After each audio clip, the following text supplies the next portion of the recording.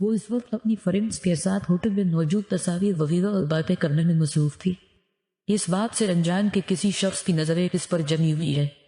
وہ اس کے ساتھ والی ٹیبل پر بیٹھا ان کو نقاب سے ڈھکے اپنی گولڈن بلش آنکھیں اس کی طرف کی ہوا تھا۔ 1 منٹ میں آئینہ محمد اپنی فرینڈز کو کہتے ساتھ کال اٹینڈ کرتی ہوٹل کے باہر آئی۔ کال 3 سے 4 دفعہ رکھتی تھی مگر آواز کٹ رہی تھی۔ بس اس لیے وہ اٹھ کر باہر کی طرف بڑھ گئی۔ جی مام تھوڑی دیر میں بھیج دیجیے گا۔ ڈرائیور کو وہ کہتے ساتھ کال رکھتی اندر جانے ہی لگی جب کسی نے اس کی ناک پر رومال رکھ دیا اور محمد ایک دم اس حملے کے لیے تیار نہیں تھی۔ خود کو چھڑوانے کی کوشش کی مگر ناکام رہی اور کچھ ہی دیر میں وہ بے ہوش ہو گئی۔ تبھی کسی دوسرے شخص نے آ کر اسے باہوں میں بھرا۔ اس چھوڑ دو، مجھے جانے دو، میرے مان پیٹ پریشان ہو رہا۔ بگاڑا کیا ہے؟ میں نے تمہارا پلیز چھوڑ دو۔ وہ روتے ہوئے نہ جانے کتنی دفعہ یہ الفاظ بول رہی تھی مگر سامنے جھڑے تینوں وجود پتھر کے تھے۔ کوئی عداوت ظاہر نہیں کر رہے تھے۔ اس معصوم نے ہر طرز بھی نہیں کھا رہے کیوں رکھا ہے؟ مجھے جانا ہے۔ جانے دو، وہ روتے ہوئے چیخی مگر وہ تینوں خاموش کھڑے رہے۔ تاریکی میں ڈوبا ہوا کمرہ چاروں طرف خاموشی کا راج تھا۔ وہ چیخ کر تھک ہار کر خاموش ہو گئی۔ تبھی کسی کے پیروں کی چاپ اس خاموشی میں رفتار پیدا کرنے لگی۔ کسی کے پیروں کی آواز سن کر وہ معصوم کمزور جان نظر بام شکل اٹھا کر سامنے کھڑے رجوع کو دیکھنے کی کوشش کرنے لگی۔ اندھیرے کی وجہ سے وہ شخص پھنسے رہی۔ دیکھ سر کوئی ہے؟ تبھی ان 2 آدمیوں سے ایک نے کیڈنیپر کو مخاطب کیا جس پر وہ بڑھ کر دیکھنے لگا اور تاریکی میں ڈوبے ہوئے کمرے کو گزارا میں کیا نظر سامنے گئی۔ گولڈن بڑی سرخ آنکھیں لیے رہے وہ انہیں کی طرف دیکھ رہا تھا۔ اصلی آنکھیں دیکھ کر سامنے کھڑا شخص کام کر رہ گیا تھا۔ کون کو؟ تم ہچکچاتے ہوئے وہ سامنے کھڑے اس خوفزدہ وجود سے پوچھنے لگا۔ کوبرا ایک لفظی جواب دیتا وہ آگے بڑھا۔ محمد چھوٹی آنکھیں کی اسے بس دیکھ رہی تھی۔ کیا لینے آئے کو سامنے کھڑا کیڈنیپر اس کی سرخ اندھارا برستی آنکھوں میں نہیں دیکھ سک رہا تھا، اس لیے نظروں کا تعاقب دوسری سمت کرتے ہوئے پوچھنے لگا۔ وہ سامنے اس معصوم کی طرف اشارہ کرتے ہوئے بولا۔ محمد اسے پہچان گئی تھی۔ یہ وہی تھا جس نے اس دن اس کا پرس بچایا تھا۔ کیڈنیپر نے نفی میں سر ہلایا۔ اس کے انکار پر سامنے کھڑے اس وحشی شخص کا دماغ گرم ہو گیا اور وہ وسے سے چاقو نکال کر اس پر فوراً وار کر گیا۔ اسے خود کو بچانے تک کا موقع نہیں۔ 2 منٹ میں کھڑے ان تینوں کو وہ اپنے چاقو سے وار کرتا اس معصوم کی جانب بہا اور اس کی وسیع پوری جیسے اس کے ہاتھ پیر کھڑے کو سیدھا اٹھ کر سامنے اس شفاف وحشی کے سینے سے لگ وہ اس کے سینے سے لگی مگر اس بات سے انجان جیسے وہ ہے وہ کیا وہی ہے، وہ ورن ہے۔ کوبر کے چہرے پر تنزیہ مسکراہٹ آئی، آنکھیں چمکنے لگی۔ وہ اس کا ہاتھ مضبوطی سے تھامے اپنے ساتھ لے جانے لگا۔ وہ جیسے ہی اسے باہر نکال کر لایا تھا۔ 2 قدم چلنے کے بعد محمد نے مڑ کر دیکھا تو پیچھے کوئی بھی نہیں تھا۔ سفر ہے وہ پریشانی سے نظریں ادھر ادھر گھمانے لگی۔ وہ پریشان ہوئی اس انجان جگہ میں وہ بالکل اکیلی تھی۔ کہاں چلے گئے وہ اداسی سے بولی آ رہی وہ کہ تبھی کوئی انجان بھاری آواز کانوں سے ٹکرائی۔ وہ جو نظریں جھکائے کھڑی تھی، نظریں اوپر اٹھائی، سامنے ایک انتہائی خوبصورت اور دہشت لڑکے کو دیکھ کر جو جیب میں ہاتھ ڈالے کھڑا تھا۔ بلیو آئیز چمک رہی تھی۔ وہ دیکھنے میں بہت ہی خوبصورت اور پرکشش اور کمال کی پرسنالٹی رکھتا تھا۔ یہ تو بالکل ناول کے ہیرو کی طرح ہے۔ محمد اسے دیکھتے ہوئے مسکرا کر بولی۔ رابعہ شاہ نے اس کے چہرے کے آگے چٹکی بجائی جس پر وہ ہوش میں آئی۔ محمد نے اسے سب بتایا۔ وہ سپاٹ انداز میں اس کی ساری باتیں سننے لگ گیا جب وہ اس کو کہتے ساتھ جیب میں ہاتھ ڈالے آگے ٹرسٹ کرنا چاہیے کیا مجھے وہ اس کی کاشت کو دیکھتے سوچنے لگی۔ تبھی وہ بڑھ کر دیکھنے لگا۔ ٹرسٹ می وہ اس کے چہرے پر نظریں جمائے بولا۔ محمد حیرت میں مبتلا ہو گئی۔ اسے کیسا معلوم کوا وہ چھوٹے چھوٹے قدم اٹھائی ساتھ چلنے لگے۔ ہم کہاں؟ وہ اس کے ساتھ مسلسل چلے۔ اب تھک کر وہ پوچھنے لگی۔ مری اس شخص نے لفظی جواب دیتے ساتھ اسے گاڑی میں بیٹھنے کا اشارہ کیا۔ مری مگر میرا گھر تو کراچی ہے اور میں مری کیسے آئی؟ پلیز مجھے میرے مام بیٹ کے پاس جانا ہے۔ وہ پریشان ہو رہے ہو۔ محمد مری کا نام سنتے ہی صدمے میں چلی گئی۔ وہ تو کبھی اکیلی شاپن پر بھی نہیں گئی اور اسوقت اکیلی مری تھی۔ چھوڑ دوندہ، وہ گاڑی ڈرائیور کرتے ہوئے اسے جواب دینے لگا۔ محمد اسے دیکھنے لگ گئی۔ ہم کہاں جا رہے ہیں؟ بتائیں گے آپ؟ وہ اسے دیکھے ہوئے پوچھنے لگی۔ سامنے کھڑے اس کی طرف سرخ نظریں کی جس پر وہ تھوڑا گھبرائی بیٹھو۔ وہ سر لہجے میں اسے بیٹھنے کا اشارہ کرنے لگا جس پر وہ خاموشی سے بیٹھ گئے۔ تاباش برائی وہ سیٹ سنبھال کر داڑھی صاف پسند سے بنا۔ پلیز بتا دیں ہم کہاں جا رہے ہیں؟ وہ 1 گھنٹے سے مسلسل خاموش بیٹھی تھی۔ اس دفعہ اکتا کر پوچھنے لگی۔ سب پتہ لگ جائے گا۔ وہ اسے کہتے ساتھ گاڑی موڑ گیا اور محمد منہ بسور گئی۔ ایک بار پوچھو؟ وہ اس کی طرف نظر کی آنکھیں پٹکتا کر معصومیت سے مخاطب جس پر سامنے بیٹھے شخص نے صرف سر کو خم دیا تھا۔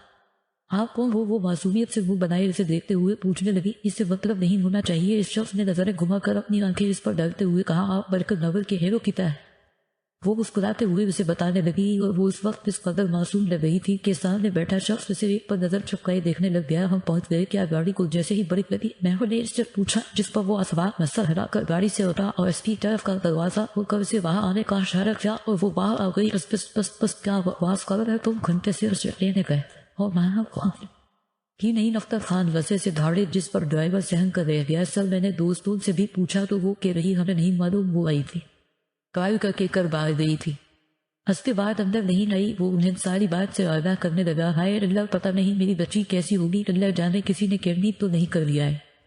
تھی بہت معصوم ماں جبین بیگم روتے ہوئے کہنے لگی، پریشان مت ہو، سب ٹھیک ہو، اللہ بہتر کرے گا، وہ مل جائے گی۔ میں ڈرائیور کے ساتھ اور کچھ گارڈز وغیرہ کے ساتھ اسے ڈھونڈنے جا رہا ہوں، نہ ملی تو پولیس میں رپورٹ کروائی گئی۔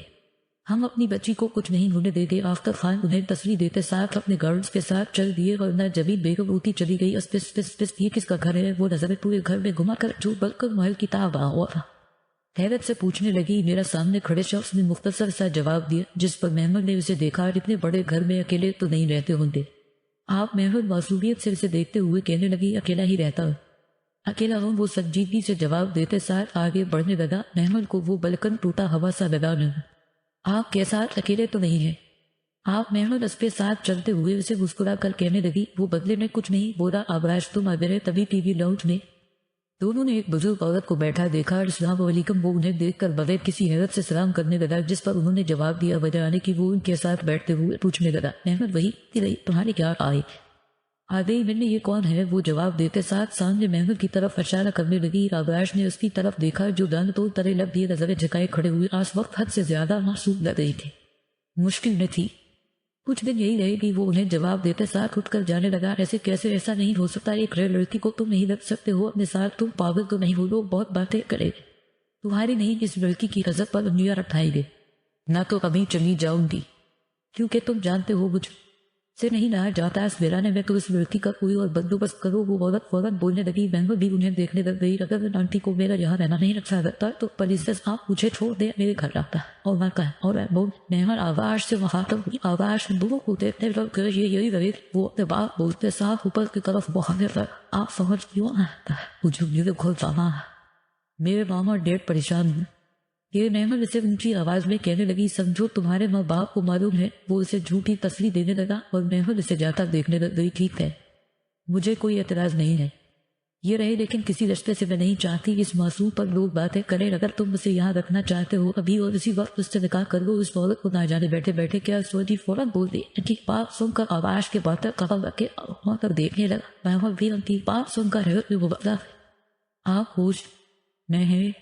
نانو کیا بول رہی ہے آپ؟ وہ وسے سے سرخ ہوتی آنکھوں کے ساتھ کہتے ساتھ اوپر کی طرف بڑھ گیا۔ اس کے جانے کے بعد آبراش کی نانو نے محمد کو اپنے پاس بنایا۔ دیکھو بیٹا، یہ دنیا بہت ظالم ہے، بہت باتیں بناتے ہیں، تم بے حد معصوم ہو، میں نہیں چاہتی تم پر بلا وجہ کی باتیں۔ میں خود ایک عورت ہوں، تم اوپر جا کر اسے نکاح کے لیے بناؤ یا پھر اسے کہو تمہیں کہیں اور چھوڑ آئے ہو۔ غیر مرد کے ساتھ ایک گھر میں رہنا ٹھیک نہیں ہے، سمجھ رہی ہو نا؟ وہ اسے پیار سے سمجھانے لگی، جس پر محمد اسبات میں سر ہلا کر اوپر کی طرف بڑھنے لگی۔ پس کرنا تالا بس مارے نہ مجھے، وہ گھبراتے ہوئے کہتے ساتھ جس روم کا دروازہ بند تھا اس پر دستک دینے لگی۔ وہ مڑا اور سامنے کھڑی اس معصوم لڑکی کو دیکھنے لگا۔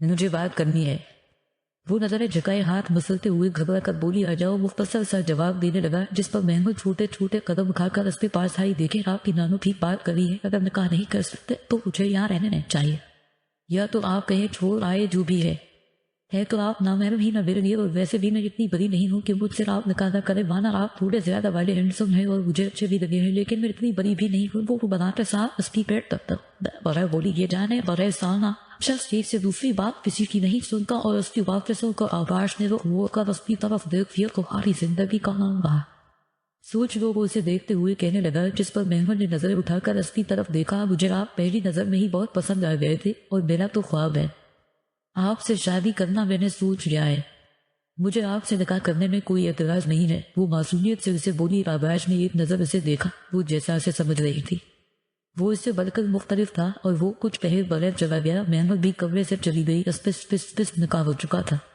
نکاح پڑھوانے کے بعد آبراش کی نانی جا چکی تھی، اور وہ اس وقت اس کے کمرے میں کھڑی کمرے کو دیکھ رہی تھی۔ وہ واقعی میں بہت بڑا اور زبردست کمرہ تھا۔ کام کیا کرتے ہوں گے؟ اتنا بڑا گھر محمود سوچتے ہوئے بیڈ پر بیٹھ گئی، تبھی وہ کمرے میں داخل وہ جو ابھی بیٹھی تھی ہنستے آتے کھڑی ہو گئی اور وہ ایک سرسری سی نظر اس پر ڈال کر باتھ روم کی طرف بڑھ گیا۔ اتنی بھی خوفناک نہیں لگ رہی، خود سے کہتے ساتھ اپنا عکس شیشے میں دیکھنے کے لیے آئی، تبھی وہ باتھ روم سے باہر آیا اور کچھ کہے بغیر کاؤچ پر لیٹ گیا۔ آپ یہاں سوئے گا؟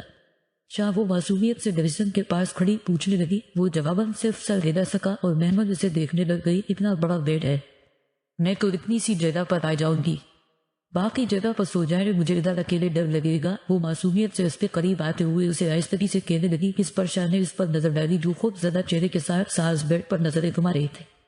وہ کچھ کہے بغیر بیڈ پر آ کر لیٹ گیا۔ محمد اسے بیڈ پر لیٹا دیکھ مسکرائی اور اس کے ساتھ آ کر سونے لگی۔ شاہ محمد اس کے ساتھ لیٹے اسے پھر پکارنے لگی۔ اس نے آنکھیں کھول کر اسے دیکھا۔ وہ شخص اپنی نیند میں کسی قسم کا خلل برداشت نہیں کرتا، اسے کر سے نیند میں پکا رہے تھے۔ یہ کپڑے نہ کمفرٹیبل نہیں رہے، آپ کے پاس کوئی ہے؟ دریس وہ اس کی بلیو آنکھوں کو دیکھتے ہوئے کہنے لگی۔ وہ اٹھا اور وارڈروب سے ایک ٹی شرٹ اور اپنا ٹراؤزر دے دیا تھے کہ وہ اسے کہتے ساتھ ٹراؤزر شرٹ لیتی باتھ روم میں بند ہو گئی۔ کچھ دیر وہ شرٹ ٹراؤزر میں ملبوس اسے بہت زیادہ ہرا تھا۔ وہ خود کو پاگل سمجھ رہی تھی، لیکن گزارا تو کرنا ہی ہوگا۔ شاہ کل مجھے مام بیڈ پاس لے جائیں گے، مجھے بہت یاد آ رہی ہے۔ وہ بھی پریشان ہوئے یہ وہ اسے دیکھتے ہوئے اداسی سے کہنے لگی۔ ابھی نہیں، وہ جواب دیتے ساتھ سیدھا ہو کر لیٹ گیا۔ ایک بات بتائیں، وہ اس پہ تھوڑا قریب ہو کر اس کے چہرے پر نظر ڈال کر اسے بولی۔ اس نے پھر آنکھیں کھل کر اسے دیکھا۔ یہ آنکھیں رڑا وہ اس کی آنکھوں کو دیکھتے ہوئے معصوم سا سوال کرنے لگی۔ چپ بکر چپ، وہ اس کے ہونٹوں پر انگلی رکھے اسے کہتے ساتھ اپنی طرف کھینچ کر اپنے حساب میں مضبوطی سے پیر کر کے آنکھ بند کر کہا۔ محمود کی سانسیں ایک دم رسی گئی، اس کو دل تیزی سے بھگنے لگا۔ وہ اس میں چھپ گئی۔